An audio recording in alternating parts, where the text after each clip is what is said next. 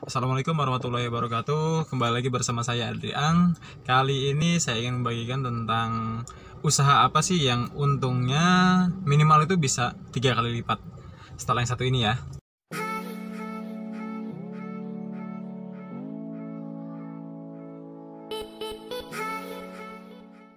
Oke, kembali lagi. Usaha apa sih yang atau produk apa sih yang bisa kita jual dengan keuntungan itu minimal adalah bisa 3 kali lipat? Tentunya usaha ini mayoritas harus dikembangkan dengan cara kita harus pintar mengolah ya. Mengolah tuh kita punya produk yang kita beli bahan bakunya, terus kita olah jadi sebuah produk yang bisa langsung dikonsumsi sama customer kita. Contohnya satu, ini pendapat saya yang bisa mungkin dipakai atau terserah teman-teman atau bahan referensi aja. Menurut saya barusan saya lihat ada tukang es teh keliling, es liang teh keliling. Itu saya berpikir jadi iya ya, untungnya ternyata gede juga ya. Dari coba teman-teman bayangin ya, kita punya air 1 liter, kita beli teh yang sasetan aja deh. Yang sasetan itu mungkin isinya berapa ya, isi 2 apa 3 ya isinya, pokoknya 2 atau 3 teh celup itu kita aduk sama gula mungkin ya 1/4 kilo lah. Itu modalnya aja paling cuman sekitar, sama air gratis lagi, air panas, itu mungkin cuma sekitar 5.000 rupiah. Kalau kita kemas jadi beberapa cup air sama es batunya, itu mungkin modalnya per satu gelas itu kemungkinan cuman sekitar nggak nyampe 2.000 kali ya, mungkin cuman 1.500. Nah di pasaran itu, di pinggir jalan, di orang-orang kaki lima, jualnya satu cup itu adalah 5.000 rupiah. Itu udah harga wajar kan di seperti di Jakarta gini. Buat saya itu peluang bisnis yang bagus banget rata-rata, tapi kadang-kadang disepelekan sama teman-teman yang sering lihatnya gitu. Karena memang secara gengsi usaha itu tuh jadi usaha yang kayak remeh-temeh gitu loh.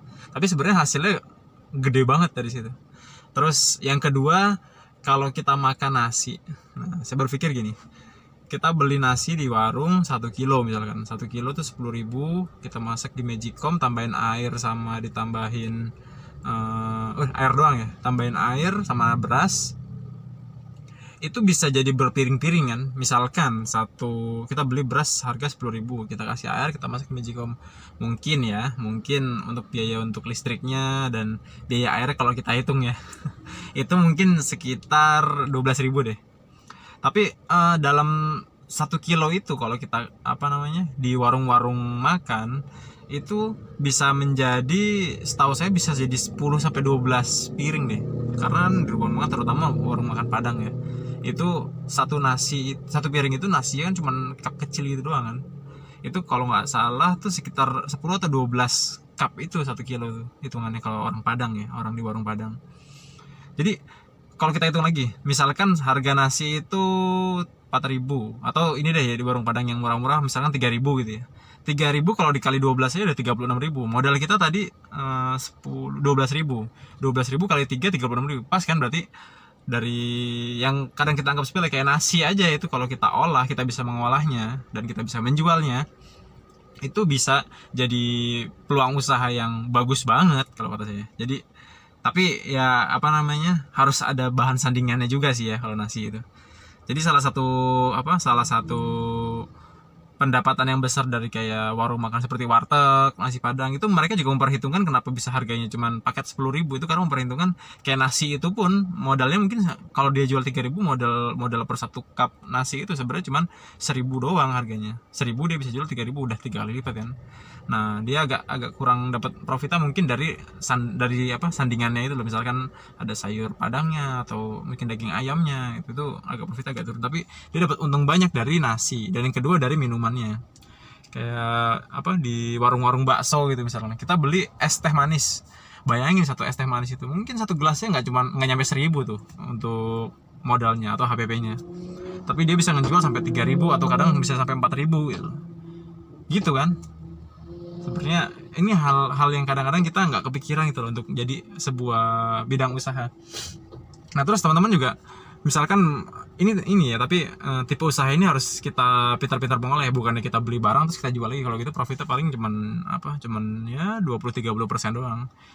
kalau kayak gitu. Cuman kalau misalnya kita bisa mengolahnya, kayak contoh misalkan lagi nih ya, misalkan kita punya terigu, kita punya telur, terigu sama telur disatuin jadi satu, tambahin gula pasir, jadilah apa? Martabak kan. Bayangin terigu itu harganya cuman berapa sih? Satu martabak itu cuman paling 100 gram doang atau 1 on doang palingan. Mungkin ya, saya juga kurang paham ya. Telur paling harganya kalau misalnya kita hitung ecer satuan mungkin cuma 2.500. Terigu sama ini dicampur tambah gula pasir sedikit bisa jadi harga di atas 10.000, 15.000, 20.000. Tambah topping apalah segala macam. Apalagi kalau yang udah punya brand bisa harganya sampai 20.000 ke atas. Lebih dari 3 kali lipat tuh untuk usaha itu. Cuman kadang-kadang kita kalau kita mau mulai usaha dari yang produknya kita udah tahu, kita masih beralasan di alat-alatnya, terus investasi gerobaknya atau tempatnya saya nggak punya mas. Jangan jadiin alasan gitu loh. Kita zaman sekarang tuh masih bisa yang namanya kita punya produk apa, kita bikin dulu foto, cekrek, open PO. Kita punya database di WhatsApp, kita punya database di Facebook, di Instagram, di YouTube mungkin malahan. Jadi udah nggak ada alasan lagi yang namanya teman-teman tuh mau memasarkan itu terkendala sama pasarnya gitu loh. Kalau kita nggak punya budget untuk kita, atau kita nggak punya waktu untuk berjualan sendiri, kita bisa sistem PO aja dulu untuk belajar. Nanti kalau misalkan profitnya udah lumayan, baru kita buka toko atau kita buka gerobak gitu loh. Kita bikin beberapa cabang misalkan. Itu pengembangannya masing-masing ada caranya lah. Teman-teman mungkin yang terbiasa bisnis lebih paham lagi untuk pengembangan sistem entah toko atau franchise atau mungkin gerobak, itu lebih paham. Saya rasa itu aja yang mau saya bagikan kali ini. Mudah-mudahan bermanfaat buat teman-teman semua. Kalau ada kekurangan dari tayangan ini silahkan di komen, dikritik. Mudah-mudahan bisa makin membangun channel saya ini.